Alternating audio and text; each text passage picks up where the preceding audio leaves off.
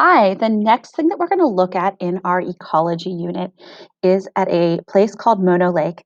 Mono Lake is a very diverse and interesting ecosystem. It is different than a lot of other places. There aren't many ecosystems quite like it. And so we're going to take a deeper look into it now and then again in the future whenever we start talking about human impacts on an ecosystem. So Mono Lake is located in California. The major feature is this giant salt lake that is located there. It's over 70 square miles. It used to be part of an even larger giant prehistoric lake that took over parts of California, Nevada, and Utah. It and the Great Salt Lake are the only two major lakes that are left from it. There are smaller lakes that are around from this prehistoric lake. But Mono Lake itself is over 760,000 years old. So it is also considered the oldest lake in the United States.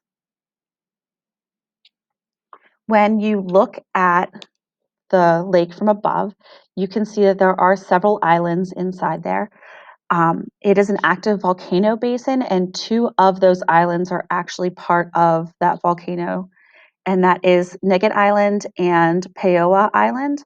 They're small cinder cone volcanoes, and they're sticking up out of the lake. Paoa still releases steam from its vents, and there are several hot springs that are on that island also. The islands are really important to the birds that come here because it gives them a safe spot from predators where they can nest and have their babies.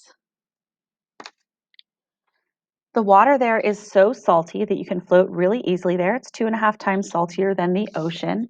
It is also very alkaline. Whenever I say alkaline, I mean basic or the opposite of acidic. So if you look at our pH scale, which is how we see how acidic something is, 0 is the most acidic things. 7 is neutral, like plain water with nothing else in it. And 14 is the most basic thing. And whenever we look at that scale, Mono Lake is at a pH of 10. So it's pretty high up on how basic it is, which makes it difficult for a lot of life to live there. In fact, fish can't live there due to the salt content and how alkaline it is.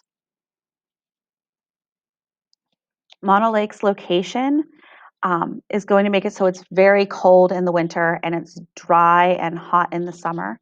It is surrounded on three sides by desert, and the fourth side is up against the Sierra Nevada mountains. So, as you can see, there's lots of dry grasses and things that are around there because it is around a desert. Now, it is not the most popular place for people to live, but at one point, gold was found near Mono Lake in the 1800s and it started boom towns. There was the boom towns of Bodie, Lundy, and Aurora that sprouted up around Mono Lake.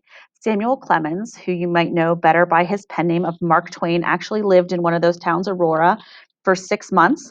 And then he went bust and decided mining was not his thing. And he based a book called Roughing It off of his time there and his adventures in Aurora, but there was quite a few people there. In fact, thousands of people came to this area at that time. Whenever they did so, they wiped out the pine forests that were in the area to get timber to make their buildings. And so, whenever that happened, they wiped out the hunting grounds of the Native Americans that lived there. So, almost all of the tribe members left the area during this time. There are still a few there to this day, but the Native American population that used to live there went down significantly in the 1800s during this gold boom. Whenever you look at the lake, the one thing that is one of the standouts is the Tufa Towers. And these giant towers come from calcium from spring water, from fresh water that is bubbles into the lake, and from carbonates that are present in the lake. And when those two things mix, they create calcium carbonate, which is also known as limestone, and create these tufa towers. Now, the tufa towers are created entirely underwater. So, why are we able to see them rising up out of the water? Because they don't shove upward.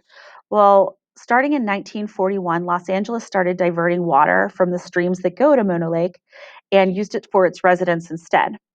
And the lake started to drop in depth whenever that happened. It dropped 45 feet in depth.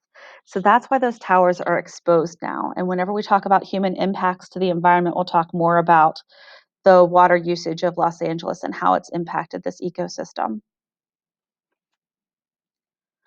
Mono Lake is very important for migratory birds. It is one of the few stops that birds will use between southern Canada and whenever they fly to places like Bolivia and Argentina.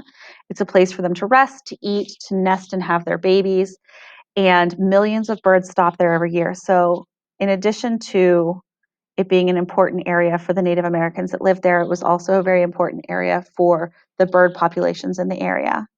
And the reason why those birds love this area so much is because of these two things right here. The alkali fly, also known as the brine fly, and brine shrimp, which if you've ever heard of sea monkeys, these are also sea monkeys. And there are large populations of them in the lake. And so that's why you get these giant flocks of migratory birds. I hope this was a helpful introduction into what Mono Lake is about. You're going to do a bunch more activities about this place. It is different and unique, and probably most of you have not heard of it, so I hope you enjoy learning more about it.